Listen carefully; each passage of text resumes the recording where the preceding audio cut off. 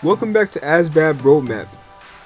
In this video, we'll learn how to break apart words into prefix, suffix, and root words. Also, we'll learn common prefixes, suffixes, and Greek and Latin word roots.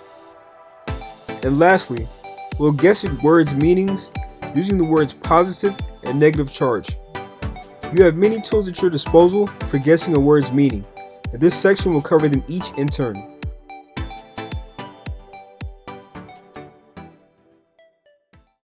One of the most effective decoding strategies is to break a word into parts.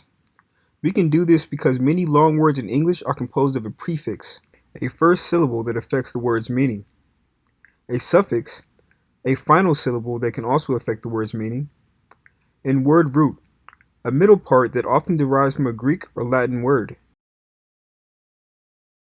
For example, consider the word convolution. It breaks into parts like this.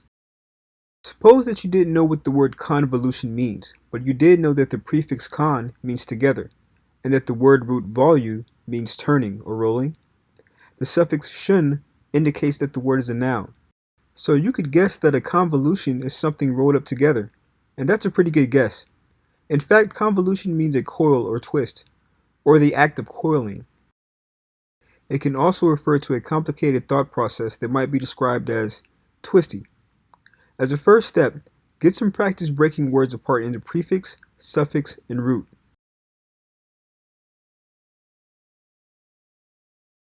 Prefixes.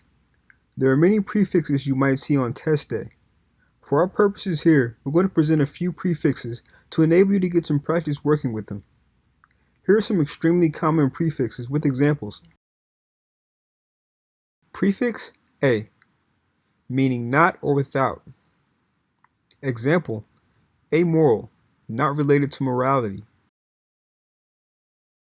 Prefix co, call, con, calm. Meaning together, completely. Example, collaborate, to work with another, compatible, able to exist together with someone or something.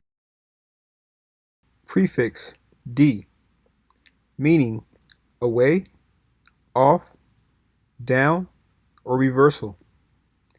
Example, defame, to slander or speak ill of. Descend, to move from a higher to lower place.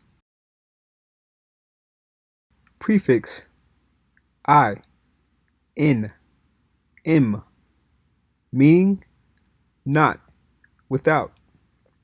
Example, immoral, not moral, evil.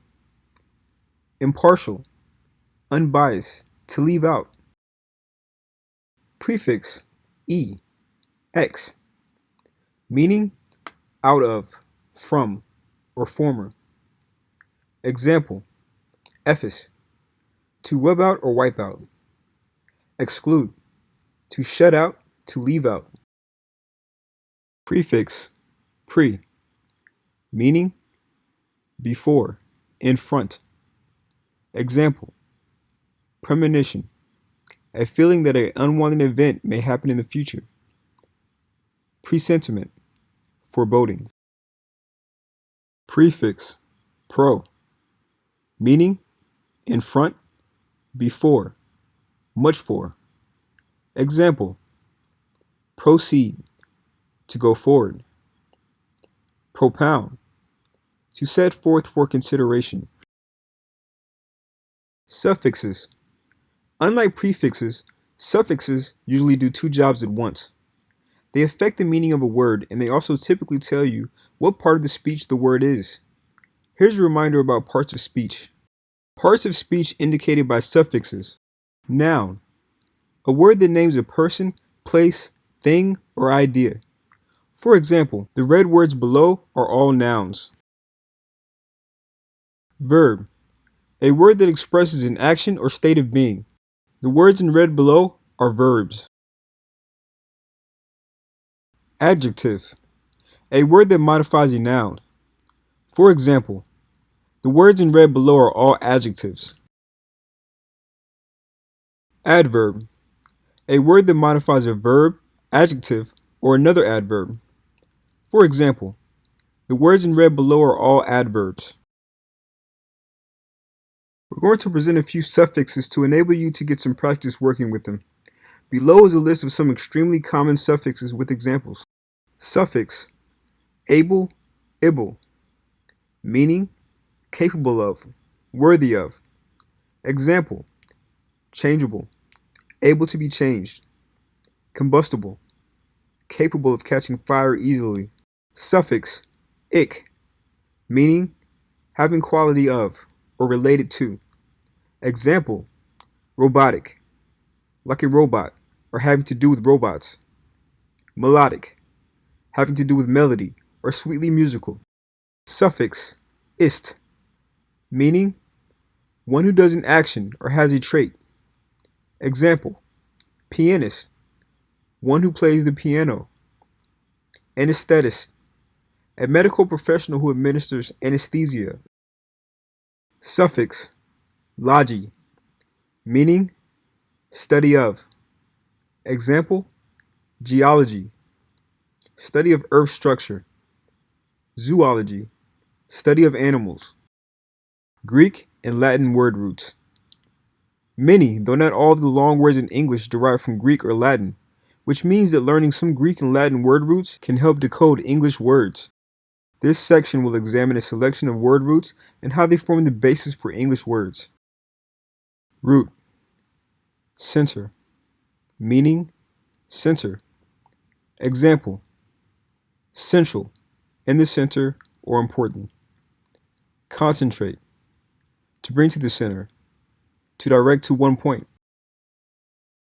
Root: pat, path, meaning feeling, suffering. Examples: empathy, identification with the feelings of another. Impassive, showing no feeling or emotion. Root: v, viv, meaning life, living. Examples: vital, concerned with or necessary to life. Using real-world context to guess at a word's meaning.